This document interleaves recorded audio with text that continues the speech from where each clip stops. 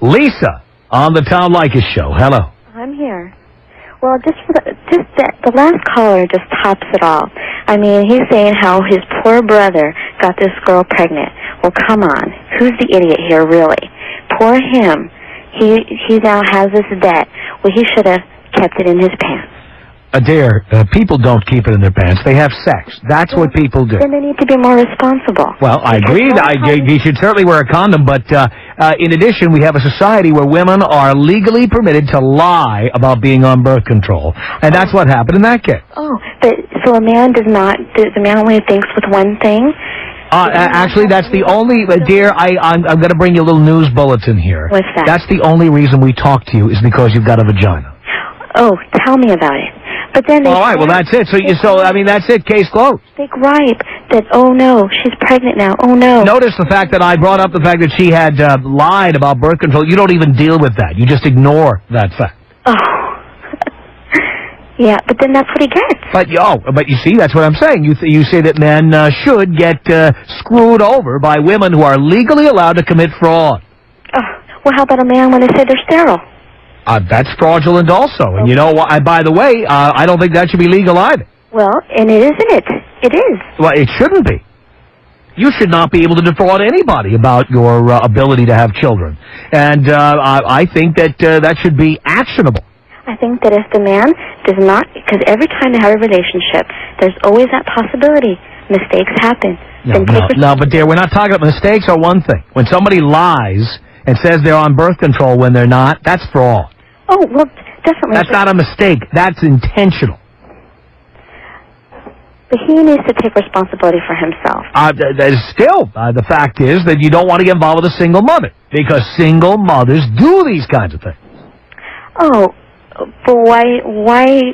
So therefore, I'm just telling the guys the surest way to stay away from this kind of trouble is not to have sex with a single mother. Not to date her, not to take her kids to Disneyland, none of it. Now how is that nowadays when everybody comes from broken homes? Everybody doesn't. Possible. Everybody doesn't.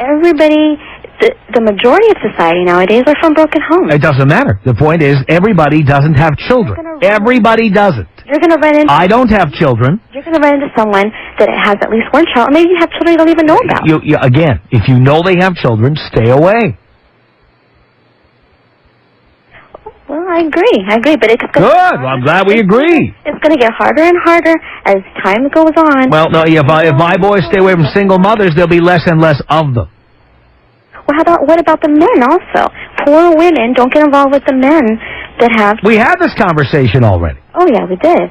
But the fact that I hear these men griping and complaining how they're victims, they're not victims. They are victims. No, they're not. Yes, they are. Even if they're Yes, they are victims. I mean, just like if you were in a car accident and you hadn't maintained your brakes and you skidded into a wall and you became a quadriplegic, you'd be a victim, even if it was your fault you didn't maintain the brakes. You'd be an accident victim. These guys are victims. No, I disagree. I disagree because either way, an accident can... These are not accidents we're talking about. Okay, but everything... These are plots by women to take our money. Things can be avoided. These are plots by women to take our money. So these are not accidents. There are no accidents. When a woman has a baby, it's because she chose to have one. There are no accidents. Men then can't think for themselves.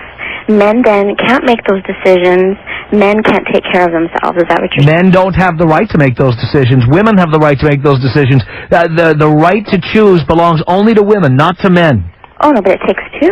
No, it doesn't. And it's a big... It doesn't. Because if a woman becomes pregnant and the man doesn't want to have a baby, it doesn't take two to make that decision. It takes one. The woman gets to make it. The man does not get to make it. No, it takes two to make the problem.